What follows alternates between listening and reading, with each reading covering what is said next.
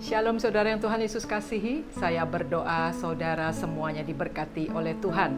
Kiranya apa yang saudara lakukan, segala kasih dan kebaikan selama ini dalam hidup, Tuhan akan membalas dengan penuh sukacita. Saudara, saat ini pemerintah Indonesia sedang gencar-gencarnya memburu para koruptor dan juga para pecandu serta pengedar narkoba. Saudara, akibat perbuatan para koruptor ini memang sangat banyak negara akan dirugikan. Pembangunan di negara terhambat dan juga pembangunan mental bagi generasi berikutnya juga rusak, saudara. Dan juga bangsa kita, negara Indonesia, akan dipermalukan di mata dunia karena memiliki rekor negara terkorup. Saudara yang Tuhan Yesus kasihi.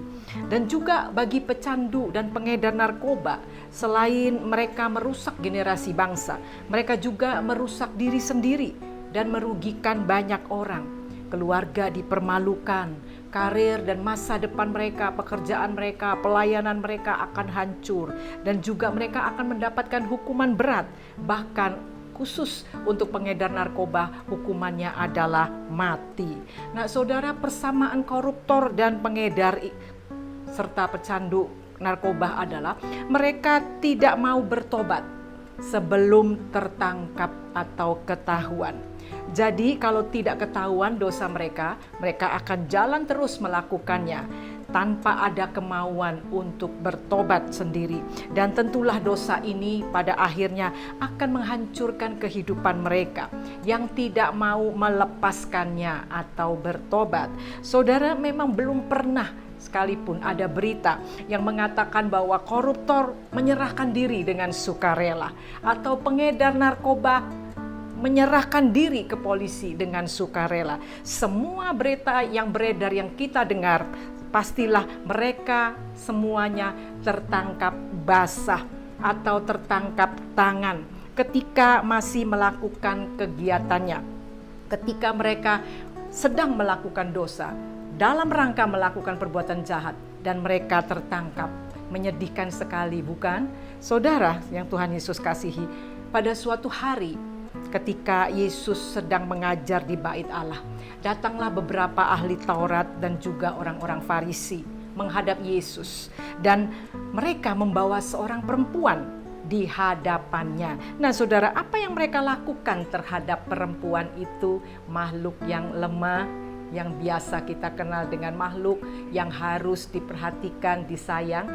Kita lihat saudara dalam Yohanes 8 ayat 3-4. Maka ahli-ahli Taurat dan orang-orang Farisi membawa kepadanya seorang perempuan yang kedapatan berbuat zina.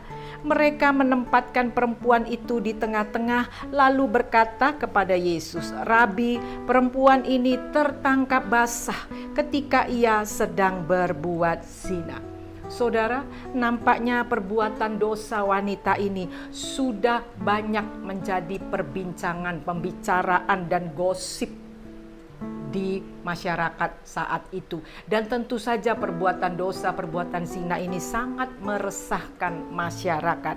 Dan kelihatannya wanita perempuan ini mungkin sudah berkali-kali diperingatkan dan dia tidak ada usahanya untuk bertobat.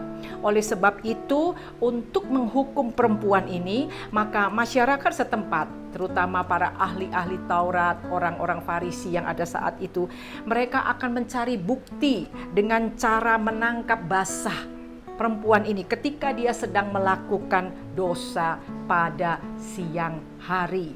Saudara, memang dosa selalu membawa konsekuensi yang merugikan. Yang pertama, konsekuensi dosa, mereka yang berbuat dosa akan dipermalukan di depan semua orang. Apalagi sekarang teknologi yang canggih, saudara. Berita yang jelek, berita yang buruk itu bisa menyebar dengan cepat ya saudara. Dari handphone satu ke handphone yang lain, dari Instagram satu ke Instagram yang lain, semua cepat menyebar.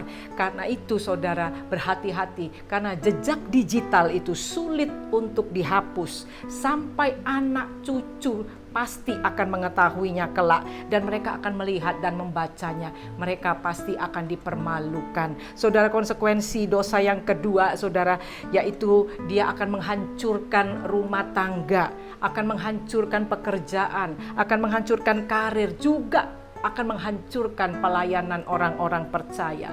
Dosa itu nikmatnya ada di depan, manisnya ada di depan, tapi akhirnya akan mengalami kehancuran, dan kehancurannya akan berlipat kali ganda nilainya daripada manis yang diterima di depan. Saudara yang Tuhan Yesus kasihi, perempuan yang tertangkap basah di dalam cerita tadi ini, pastilah dia memiliki keluarga. Mungkin dia memiliki suami, mungkin dia masih memiliki orang tua, atau mungkin dia punya anak, saudara-saudara kandungnya. Saudara, pastilah mereka semua dipermalukan karena ulah perempuan ini yang tertangkap basah melakukan dosa pada siang hari. Konsekuensi dosa yang ketiga, ya saudara, bahwa butuh waktu panjang dan usaha yang ekstra keras untuk membangun kembali semua yang sudah hancur akibat perbuatan dosa. Tapi ada berita baiknya, saudara yang Tuhan Yesus kasihi. Inilah kabar bahagianya, bahwa setiap orang yang berdosa, dengan kata lain saya katakan sebejat-bejatnya pendosa itu, bila diperhadapkan kepada Yesus dan dia menyesali dosa-dosanya, pastilah Yesus akan mengampuninya. Amin, saudara.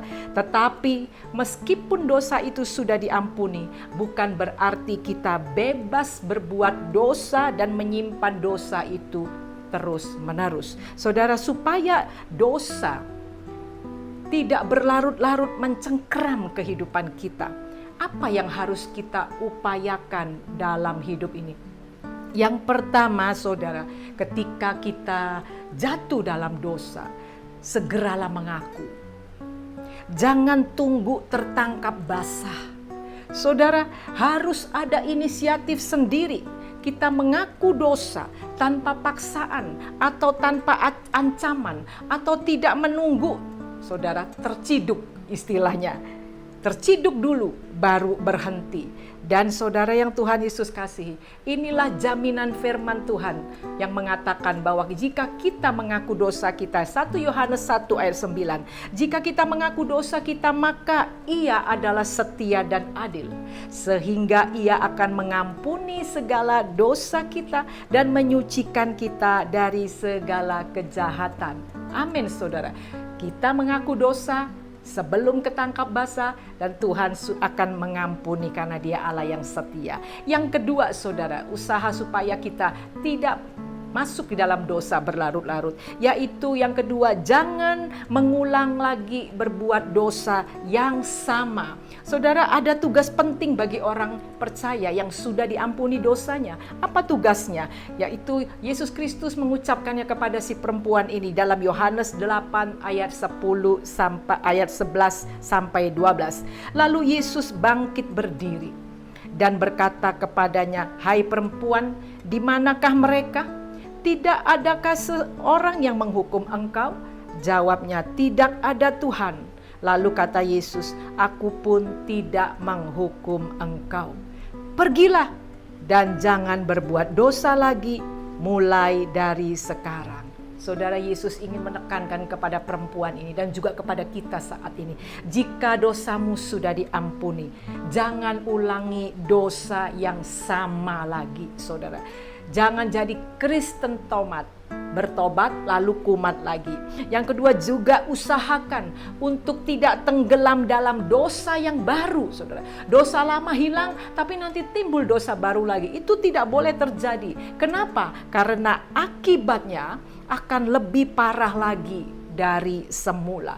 Kita baca dalam Ibrani 10 ayat 26. Sebab jika kita sengaja, perhatikan saudara kata sengaja. Sebab jika kita sengaja berbuat dosa, sesudah memperoleh pengetahuan tentang kebenaran, maka tidak ada lagi korban untuk menghapus dosa itu.